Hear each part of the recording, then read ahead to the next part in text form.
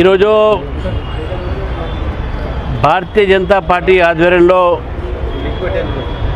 Assembly ముట్టడి అనేటటువంటి కార్యక్రమం మేము తీసుకోవడం జరిగింది. ఈ ప్రభుత్వం 26 నెలలు అయిపోయి అధికారంలో వచ్చి ప్రజలకు ఇచ్చినటువంటి ఒక వాగ్దానము ఈరోజు గాలికి వదిలేసి విస్మరించినటువంటి విషయాన్ని మనం చూస్తూ ఉన్నాం. 6 గ్యారంటీల సంబంధించినటువంటి ఏ ఒక్క గ్యారంటీ కూడా ఈరోజు ప్రజలకు చేరట్లేదు. ప్రజలకు ఈరోజు మీరు ఇచ్చినటువంటి గ్యారంటీల ఫలితాలు వారు ఇంతవరకు అనుభవించట్లేదు. ఒక బస్ రైడ్ మాత్రమే ఫ్రీగా ఇచ్చి మిగతా 5 గ్యారంటీలని పక్కకు పెట్టి పైపెచ్చు అసెంబ్లీలో అబద్ధాలు ఆడుతూ మేము ఈ 6 గ్యారంటీలు పూర్తి చేసినాము అని చెప్తా ఉన్నారు. 6 గ్యారంటీలు మీరు ఏదైతే ఎన్నికల్లో మీరు ప్రచారంలో మీరు యువ డిక్లరేషను, రైతు డిక్లరేషను, దళిత డిక్లరేషను, బీసీ డిక్లరేషను, ఆ డిక్లరేషన్లు పెట్టి అధికారానికి వచ్చిన తర్వాత అవన్నీ కూడా మర్చిపోయారు. అవన్నీ మర్చిపోయి ఈరోజు రైతులకు రైతు భరోసా ఇంకా 45,000 రూపాయలు ఇంకా బకాయిలు ఉన్నాయి. అది ఎప్పుడు ఇస్తారో ఎవరు తెలియదు.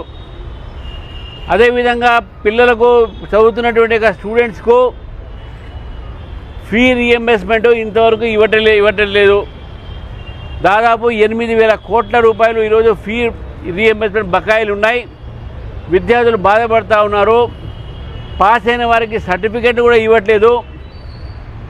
వారి భవిష్యత్ అంతా కూడా ఈరోజు త్రిశంకు సర్వగా ఉన్నది. అంతేకాకుండా వికలాంగుల పెన్షన్లు కానీ, మహిళల పెన్షన్లు కానీ, రిటైర్డ్ అయినటువంటి ప్రభుత్వ ఉద్యోగస్తులకు సంబంధించినటువంటి రిటైర్మెంట్ బెనిఫిట్స్ కానీ ఏది కూడా ఈ ప్రభుత్వం పట్టించుకోవట్లేదు. మేము ఎన్ని దారుణాలు చేసినా, ఎన్ని విజ్ఞప్తి పత్రాలు రాసినా, ఉత్తరాలు రాసినా అయినా కూడా ఈరోజు ఈ ప్రభుత్వం దాని మీద ఎప్పుడు కూడా స్పందించలేదు. కాబట్టి ఈరోజు ప్రజల తరఫు నుంచి ప్రజల వాణిని, ప్రజల ప్రశ్నని ఈరోజు అడగటానికి ఈ అసెంబ్లీకి మేము పోవటం జరిగింది. మమ్మల్ని ఈరోజు అసెంబ్లీ దగ్గర అరెస్ట్ చేయటము ఇది కేవలం ఈ ప్రభుత్వం అణచివేత విధానాన్ని ఈరోజు నిర్దేశంగా మనం తీసుకోవాల్సిన అవసరం ఉన్నది. దాదాపు 9 పోలీస్ స్టేషన్లలో దాదాపు 800 మంది పైగా కార్యకర్తలు ఈరోజు అరెస్ట్ అయ్యి ఇంకా దాంట్లో ఆ పోలీస్ స్టేషన్లో ఉన్నారు. దాంట్లో దాదాపు 150 మంది మహిళలు ఉన్నారు. యువమోర్చా సంబంధించిన కార్యకర్తలు ఉన్నారు. కాబట్టి అక్కడ ఉన్నటువంటి కార్యకర్తలందరూ కూడా ఈరోజు వారి తెలంగాణ ప్రజల పట్ల నించొని వారి పట్ల పోరాటం ఈరోజు చేశాం. ఈ పోరాటం ఇప్పటితో ఆగదు, ఇది ముందుకు పోతూనే ఉంటుంది. ఈ ప్రభుత్వం వ్యతిరేకంగా ప్రభుత్వం చేసే తప్పిదాల్ని మేము దీని మీద పోరాటాన్ని సాధిస్తాం.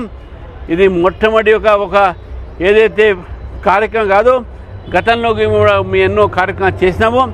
రానున్న రోజుల్లో కూడా ఉద్యమ రూపంలో మా కార్యక్రమాలు చేస్తామని చెప్పేసి కూడా మీ ద్వారా తెలంగాణ ప్రజలకు తెలియజేస్తూ ఈ ప్రభుత్వాన్ని కూడా మేము హెచ్చరిస్తూ ఉన్నాం. మీరు ఇచ్చిన గ్యారంటీల్ని మీరు తప్పకుండా అమలు పరచాల్సిందే అని చెప్పి భారతీయ జనతా పార్టీ డిమాండ్ చేస్తూ ఉన్నది.